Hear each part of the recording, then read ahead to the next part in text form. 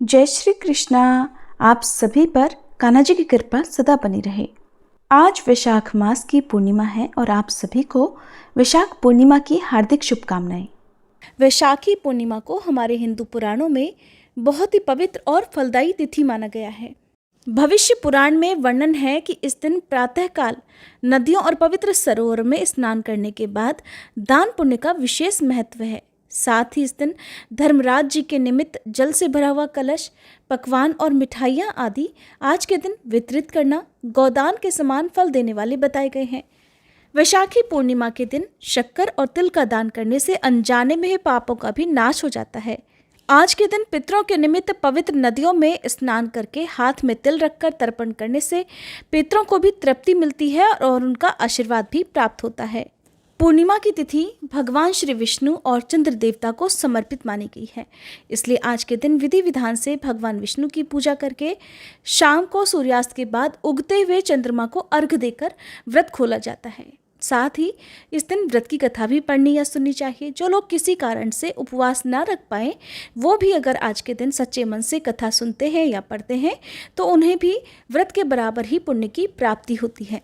तो आज आपको सुनाते हैं वैशाख पूर्णिमा की कथा। सबसे पहले तो आप सभी को वैशाख पूर्णिमा की हार्दिक शुभकामनाएं और आप में से उन सभी श्रोताओं का भी बहुत बहुत धन्यवाद जिन्होंने पूरे वैशाख के महीने में हमारे चैनल पर सुबह के समय वैशाख मास महात्म्य की कथाएं सुनी।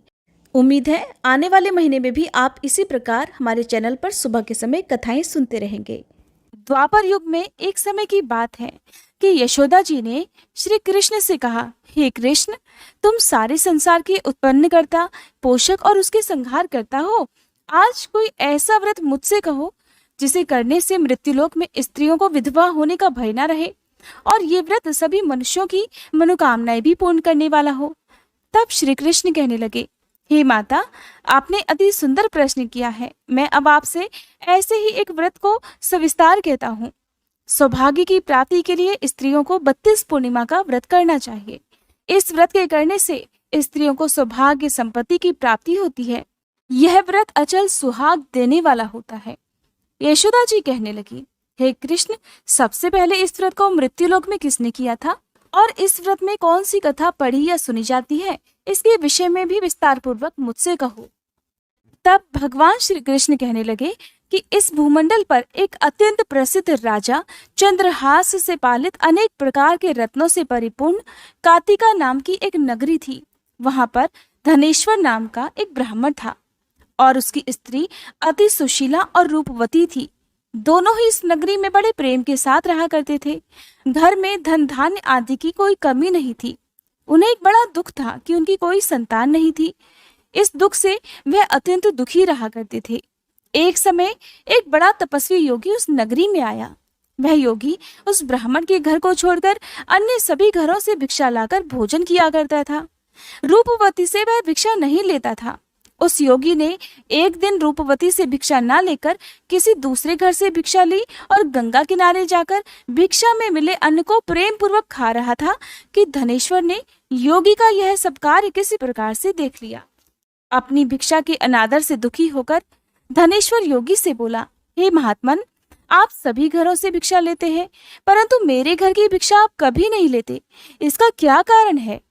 योगी महाराज कहने लगे कि निसंतान के घर की भीख पतितों के अन्न के तुल्य होती है और जो पापियों का अन्न खाता है वह खुद भी पापी हो जाता है। क्योंकि तुम निसंतान हो इसलिए पतित हो जाने के डर से मैं तुम्हारे घर की भिक्षा नहीं लेता। धनेश्वर यह बात सुनकर बहुत दुखी हुआ और हाथ जोड़कर योगी के पैरों में गिर पड़ा और बड़े विनीत स्वर से कहने लगा, हे महाराज, अगर ऐसा है तो आप ही मुझे पुत्र प्राप्ति का कोई उपाय बताइए। आप तो सर्वज्ञ हैं, मुझ पर अवश्य ही आप कृपा करेंगे। धन की, सुख की मेरे घर में कोई कमी नहीं है, परंतु मैं संतान न होने के कारण अत्यंत दुखी हूँ। आप मेरे इस दुख को दूर कीजिए क्योंकि आप सामर्थ्यवान हैं। ऐसा सुनकर योगी कहने लगे, हे ब्राह्मण, तुम चंडी देवी की आराधना करो, चंडी देवी को प्रसन्न करो, तब वही तुम्हें पुत्र प्राप्ति का उपाय बताएंगी। घर आकर उसने अपनी पत्नी से सारा वृतांत कहा और वह स्वयं तपस्या करने के लिए वन में चला गया। वन में जाकर उसने देवी चंडी की उपासना की और उपवास किया। देवी चंडी ने 16वें दिन उसको स्वप्न में दर्शन दिया और कहा, हे धनेश्वर, जा, तेरे पुत्र होगा, परंतु वह 16 वर्ष की आयु में ही मृत्यु को प्राप्त हो जाएगा। अगर तुम दोनों पति पत्नी मिलकर 32 पूर्णमासियों का व्रत विधि विधान से करोगे तो वह दीर्घायु होगा। जितनी तुम्हारी सामर्थ्य हो, आटे के उतने दिए बनाकर शिव जी का पूजन करना, परंतु पूर्णमासी को दियों की यह संख्या 32 हो जानी चाहिए। प्रातःकाल हो जाने पर इस स्थान के पास ही तुम्हें एक आम का वृक्ष दिखाई देगा। उस पर चढ़कर तुम आम का वह फल तोड़कर शीघ्र अपने घर चले जाना। अपनी पत्नी से सारा वृतांत कहना। ऋतु स्नान के बाद वह स्वच्छ होकर श्री शंकर जी का ध्यान करके उस फल को खा लेगी। तब शंकर जी की कृपा से उसे गर्भ ठहर जाएगा। जब वह ब्राह्मण प्रातःकाल उठा तो उसने उस स्थान के पास ही आम का एक वृक्ष देखा, जिस पर एक अत्यंत सुंदर आम का फल लगा हुआ था। उस ब्राह्मण ने आम के वृक्ष पर चढ़कर उस फल को तोड़ने का प्रयास किया, परंतु वृक्ष पर कई बार प्रयास करने के बाद भी वह चढ़ नहीं पाया। तब तो ब्राह्मण को बहुत चिंता हुई। विघ्न विनाशक गणेश जी की वह वंदना करने लगा कि हे दयानिधे, अपने भक्तों के विघ्नों का नाश करके उनके मंगल कार्यों को करने वाले, हे दुष्टों का नाश करने वाले, रिद्धि सिद्धि के प्रदाता, आप मुझ पर कृपा करके इतनी शक्ति दे कि मैं अपने मनोरथ को पूर्ण कर सकूं। इस पर गणेश जी की प्रार्थना करने से उनकी कृपा से धनेश्वर शीघ्र ही वृक्ष पर चढ़ गया और उसने उस अति सुंदर आम का फल जो देखा था उसे तोड़ लिया और घर ले जाकर अपनी पत्नी को दे दिया। पत्नी ने पति के कहे अनुसार उस फल को खा लिया और कुछ ही महीने के बाद वह गर्भवती हो गई। देवी की कृपा से उसे एक अत्यंत सुंदर पुत्र प्राप्त हुआ, जिसका नाम उन्होंने देवीदास रखा। देवीदास जब बड़ा हुआ तो उसे अपने मामा के साथ पढ़ने के लिए काशी भेज दिया गया। काशी में उन दोनों के साथ एक दुर्घटना घटी, जिस कारण धोखे से देवीदास का विवाह हो गया। देवीदास ने कहा कि वह अल्पायु है, परंतु फिर भी जबरन उसका विवाह करवा दिया गया। कुछ समय के बाद काल उसके प्राण लेने आया, लेकिन ब्राह्मण दंपति ने 32 पूर्णिमा का व्रत रखा था, इसलिए काल उसका कुछ भी नहीं बिगाड़ पाया। इस कथा के अनुसार सच्चे मन से पूर्णिमा के दिन व्रत करने से संकटों से मुक्ति मिलती है, दीर्घायु होती है और सभी मनोकामनाएं भी पूर्ण हो जाती हैं। अब सुनिए धर्मराज जी की कहानी, क्योंकि धर्मराज जी की कहानी सुनने से भक्तों पर अकाल मृत्यु का संकट कभी नहीं आता। एक समय की बात है जब पृथ्वी लोक पर बब्रुवाहन नाम का एक राजा हुआ करता था। उसका राज्य बहुत ही सुखद था, समृद्ध था और राजा भी बहुत दयालु थे और अपनी प्रजा का बहुत अच्छे से पालन किया करते थे। इसी राज्य में एक ब्राह्मण हरिदास भी रहा करता था। हरिदास एक तपस्वी था और उसका विवाह गुणवती से हुआ था, जो कि बहुत ही सुशील, धर्मवती और पतिव्रता स्त्री थी। गुणवती ने जीवन भर में सभी देवी देवताओं की उपासना की, सभी प्रकार के व्रत किए और वह दान धर्म भी जी खोलकर किया करती थी। इसके अलावा अतिथि सेवा को वह अपना धर्म मानती थी।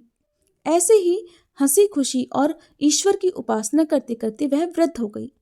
जब उसकी मृत्यु हुई तो यम धर्मराज जी के दूत उसे अपने साथ धर्मराजपुर ले गए। यमलोक में सुंदर सिंहासन पर धर्मराज जी विराजमान थे और उनके ही पास में चित्रगुप्त भी बैठे हुए थे। चित्रगुप्त जी के पास ही सभी प्राणियों के पाप पुण्य का लेखा जोखा होता है, जिसके आधार पर ही वे ये निश्चित करते हैं कि किस व्यक्ति को नरक में भेजा जाए और किस व्यक्ति को स्वर्गलोक भेजा जाए। चित्रगुप्त प्रभु को प्राणियों का लेखा जोखा सुना रहे थे, तभी वहां यमदूत गुणवती को लेकर पहुंच गए। गुणवती उन्हें देखकर थोड़ी भयभीत हुई और मुंह नीचे करके खड़ी हो गई। चित्रगुप्त ने गणवती के पाप पुण्य का लेखा जोखा निकाला और धर्मराज को बताया। धर्मराज जी ने पूरा ब्यौरा देखा। वे बहुत प्रसन्न हुए, परंतु फिर भी उनके मुखमंडल पर थोड़ी उदासी छाई हुई थी। ये देखकर गुणवती ने पूछा, प्रभु, मैंने तो अपने सारे जीवन में केवल सत्कर्म ही किए, दान पुण्य किया, व्रत उपवास किए, फिर भी आपके मुख पर ये उदासी छाई है, इसका क्या कारण है? कृपा करके मुझे बताइए प्रभु, मुझसे कहाँ क्या भूल हुई है? तब धर्मराज जी ने उत्तर दिया कि हे देवी, तुमने सभी देवी देवताओं के व्रत किए हैं, उपासना की है, परंतु कभी तुमने मेरे नाम से कुछ पूजा या पाठ या कोई भी दान धर्म नहीं किया है। धर्मराज जी की ये बात सुनते ही गुणवती क्षमा याचना करने लगी और कहने लगी, हे प्रभु, मुझे आपकी उपासना के बारे में कुछ भी नहीं पता था। मैं नहीं जानती कि आपकी उपासना कैसे करते हैं। कृपा करके मुझे वह उपाय बताइए जिससे कि मनुष्य आपकी कृपा के पात्र बन सके। हे प्रभु, मैं आपके श्रीमुख से आपकी भक्ति का मार्ग सुनना चाहती हूँ और मेरी ये इच्छा है कि मृत्यु लोक अर्थात धरती पर वापस जाकर मैं वापस आपकी भक्ति करूं और सभी मनुष्यों को भी इस बारे में बताऊं। धर्मराज जी ने उसकी विनती सुनकर कहा कि जिस दिन सूर्यदेव उत्तरायण में प्रवेश करते हैं, यानी कि मकर संक्रांति के दिन मेरी पूजा शुरू करनी चाहिए। उस दिन से लेकर पूरे 1 वर्ष तक मेरी पूजा करते हुए कथा सुनना चाहिए और एक दिन भी पूजा या कथा नहीं छूटनी चाहिए। साथ ही पूजा करने वाले व्यक्ति को धर्म के इन 10 नियमों का भी पालन करना चाहिए। पहला नियम है धीरज रखना और संतुष्ट रहना। दूसरा नियम है अपने मन को वश में रखना और सभी को क्षमा करना। तीसरा नियम है चोरी या अन्य दुष्कर्मों में लिप्त नहीं रहना।